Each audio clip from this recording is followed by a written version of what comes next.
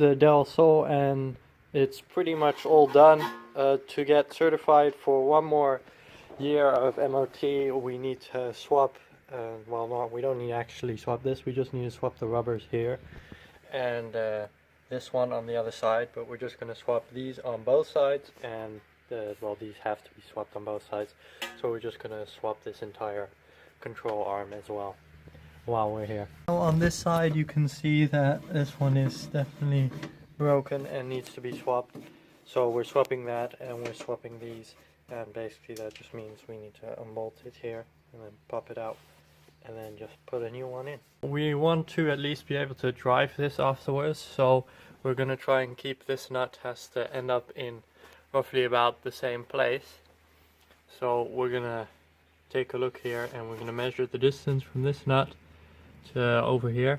If you look carefully you can see that this here is square while this is round, and the point where that starts we're going to measure from there to the nut, and then the same on the other side, and then we try and make sure that that's the same distance when we put it back, because else these wheels will be turned in or not steering properly. So we want to keep it kind of the same distance. You can always go to a store somewhere and then pay money to the garage and then they will set it perfectly aligned. They'll align your entire wheels, but to get to the garage you'll have to be able to drive your car anyway, so it'd be nice if you have it sort of in the same place. Okay, so we measured this distance, and now we want to get this out, which means we need to turn the bolt down here, which means we need to remove this little blockage. Okay, so here we have the pin. We just hammered it out by pushing this together so it's a bit more solid, and just then pulling it out from the other side, and it's a bit rusty so it's a bit hard, but yeah, that's nearly always with all of these cars. It always is a bit rusty and a bit hard. So now we unscrew this bottom part. You have to loosen the bolt, and it's just a 17mm. You just put it on here and then you start loosening it, but that's a bit hard with one hand when it's upside down. Okay, so next up we try to move this bolt, or we move this bolt, and then we will afterwards pop this out and remove this arm here. Okay, so basically if you just try to turn this, the rest of this bar will turn as well. So you gotta turn this with one spanner, and then meanwhile just have another spanner here, and it will get blocked by the bottom over here. And then you can loosen this bolt, because this one just put like this, and then the other one you turn like that, and then you go loosen this bolt. Next up we put this castle nut back on here, upside down, so that the flat side, not the side with the castle part, is at the bottom, because then we can just smack it with a hammer and this will pop out, and that's the easiest way to do it without special tools.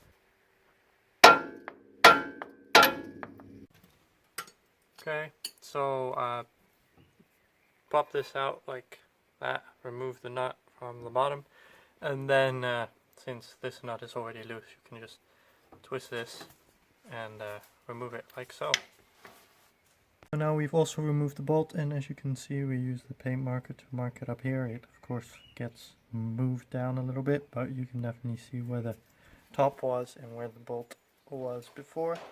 And then we loosen up this, we remove this zip tie that's around the end, and then we remove the attachment there at the back, and then we can remove this.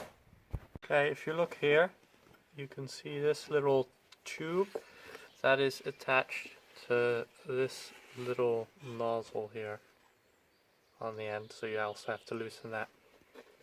Okay, so here is the new one.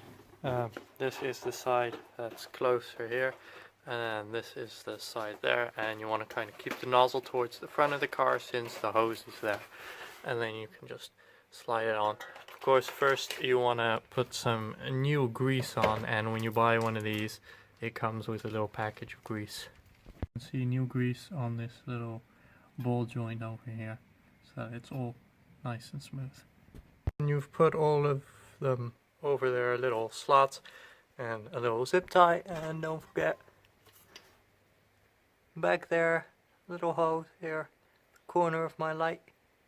There you have a little hose which you gotta slot back on, which, I don't know, regulates the amount of air in these things, because when this one compresses, the air from here goes into the other one or something like that. So we put the nut back on so it's in the same spot with the marking and the marking on top, and then we reattach this one by just screwing it on like this.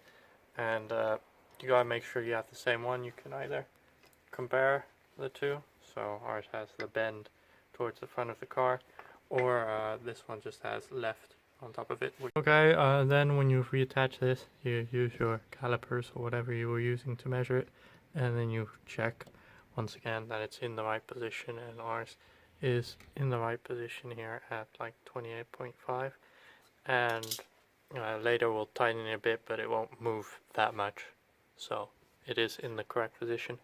Next up, we have to remove the castle nut and this dust cover, and then we can just hammer this back in with a big hammer, which is gone. It's left me.